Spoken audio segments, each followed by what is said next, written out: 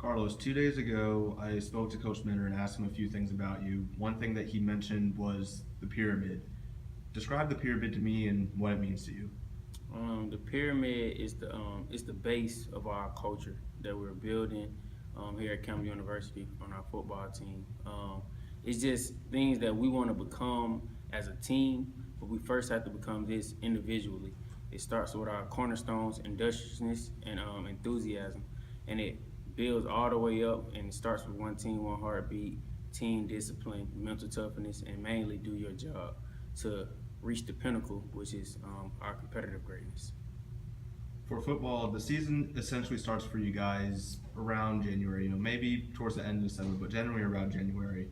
Um, again, I was talking to Coach Minner a few days ago, and he said that around that time, a year ago, you weren't exactly shaping up to being a leader around that time. Just take me through and tell me about your mind frame around that time last year. Yeah, it started with me being an individual player, and yeah, I have to go ahead and say that it was being an individual player, but I seen that I needed to step up and take the role to be the leader, and a lot of desperation had to go into play with that, and by becoming the leader and doing everything that I had to do, which was becoming the pyramid first, it strongly impacted my teammates, the players on the team, and led them to follow me. Coach Benner told me that you would go into his office sometimes, over the course of several months, and you guys would sit down and you would talk leadership. You told him that you wanted to be a leader, you wanted to help be a force that drove this team forward. What were some of those?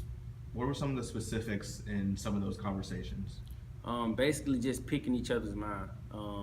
Coach Mentor is a great leader. I just wanted to sit in the office and learn from the great, and he has a lot of credibility behind himself. So sitting in his office and just building that father son relationship with your head coach, that's big. Most head coaches in this game, you can't do that with. So basically just picking his mind, seeing what he thought about things, so I'd be able to make those same decisions, those same connection with my teammates. And recently, you were elected as one of the team captains this year. For many people who are either in sports or watch sports, a lot of people they kind of take that title for granted. They think that it's just a title or something that an upperclassman is given. What does it mean to you personally to be a team captain on this team? It means a lot. It means a lot because I know that I'm doing everything and I'm going to do everything that I need to do to get and maintain our team goals that we set. It's just not about your seniority or anything like that.